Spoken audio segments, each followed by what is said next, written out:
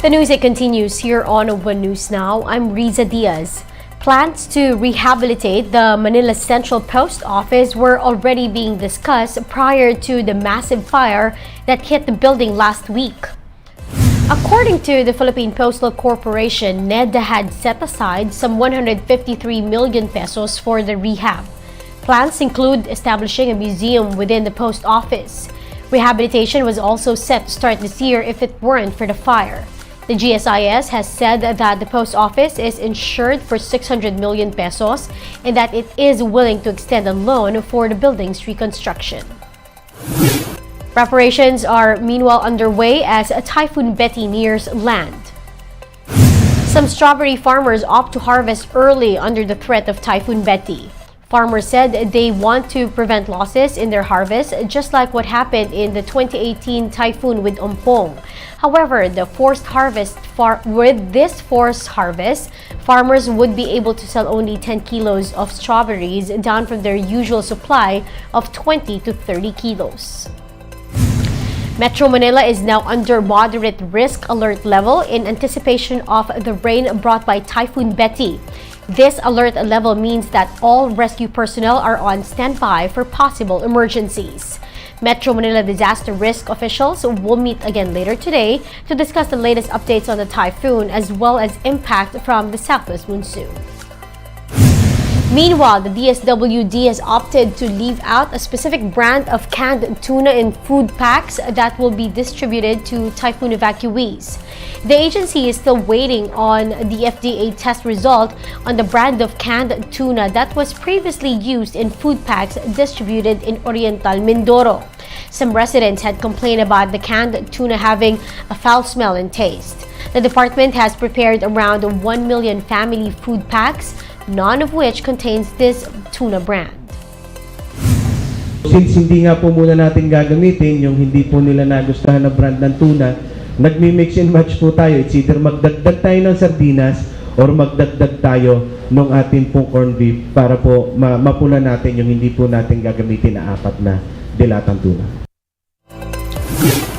We'll be back with more stories after the break. Keep it here on One News.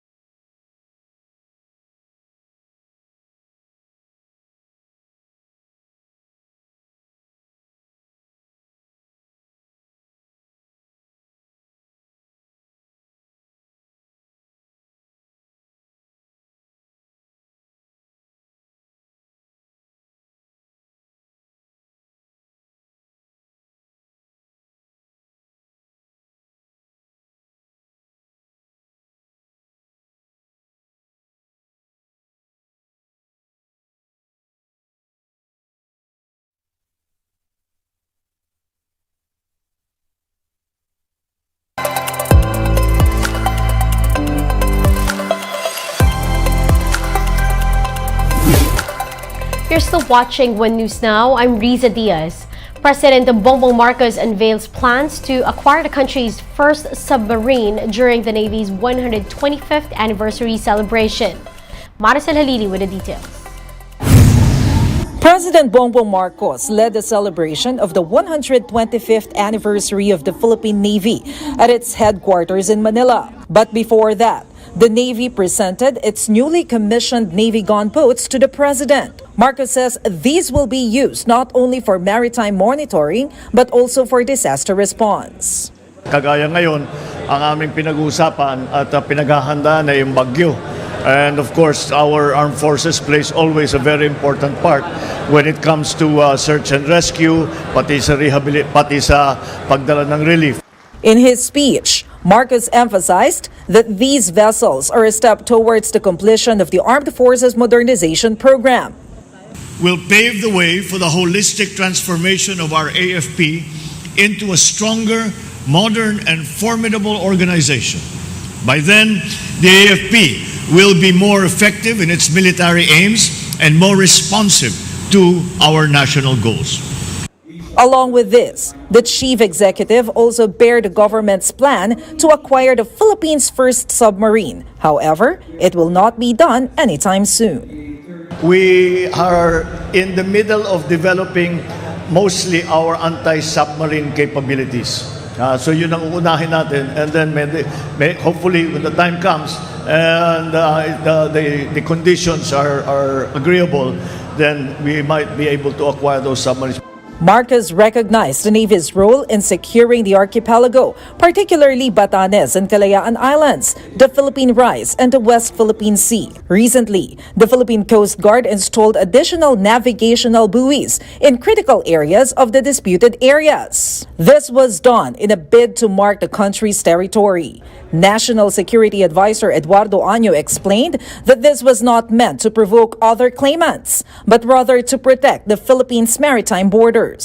A few days after that, though, China also sent its buoy vessel to the area. With this, Año says they will coordinate with the Foreign Affairs Department to determine what steps to take following this move by China. We will avoid any physical confrontation. We will not escalate the tension.